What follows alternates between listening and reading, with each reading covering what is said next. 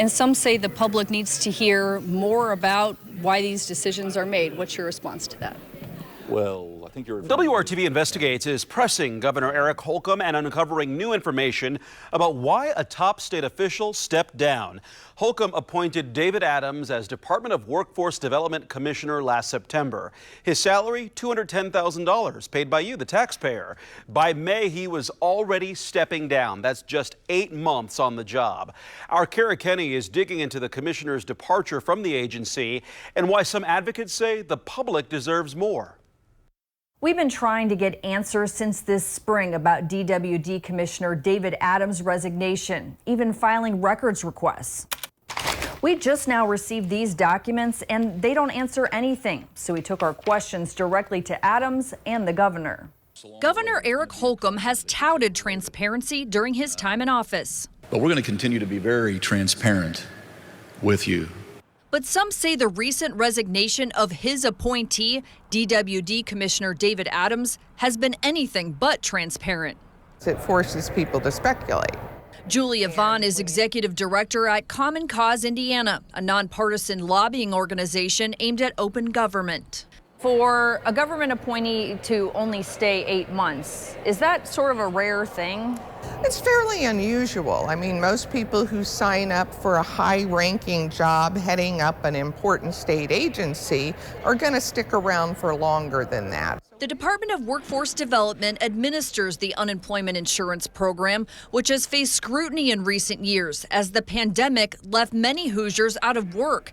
Tonight, we're focusing on what you can do. In the months before Commissioner Adams' resignation, WRTV Investigates raised questions as the agency demanded Hoosiers repay thousands of dollars in unemployment benefits. At the time, DWD declined our request to interview Commissioner Adams.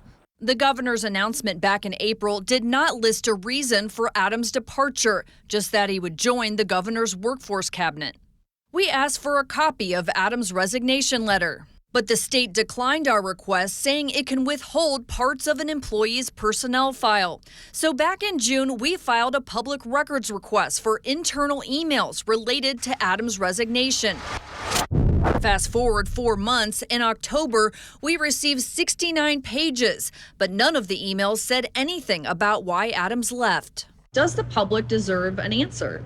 Well, I think they do. I think they deserve understanding what came to the decision for this public official to leave an agency. We reached out to Adams via phone. And really, this was moving from a role to, a different role with the governor's workforce cabinet. A big part of workforce development is unemployment insurance, but Adams says his skills are more geared toward improving Indiana's workforce and helping businesses find skilled workers. He and the governor agreed to let Richard Polk, who had been working in operations, to take over as commissioner. You're a top public official. You leave rather suddenly. Can you understand why the public might have questions about that? Well, I think it was handled appropriately in that, if I had just departed and there was, no official or capacity, moving forward, I could see where it'd be challenges. But, I brought in Richard Polk as my COO to take on this role, knowing that we were going to do this transition. DWD faced criticism after it demanded some Hoosiers repay thousands of dollars in unemployment benefits. Did your resignation have anything to do with that?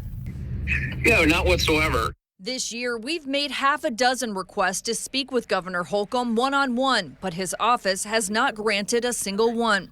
So we showed up at an event. DWD commissioner stepped down after 8 months in office, yet there really wasn't any sort of explanation as to why he left. And some say the public needs to hear more about why these decisions are made. What's your response to that? Well, I think you're referring to David Adams. Yes. Yeah. He did the job that he came in to do, and I was quite pleased with it. He is now currently serving on my governor's workforce cabinet. Helped me get through the legislative session, which is what I needed at the time, his expertise. Thankfully, he did what a lot of leaders do, and he made sure that his successor was in place months before his departure. Are you satisfied overall with the level of transparency and where things stand now?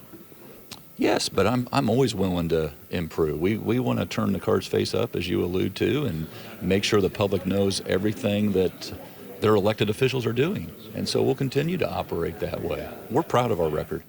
Answers we didn't have until now, but Vaughn says it should not be that hard. Wise people don't stop asking questions. They want to understand what the backstory is, and I do think the public has the right to that information.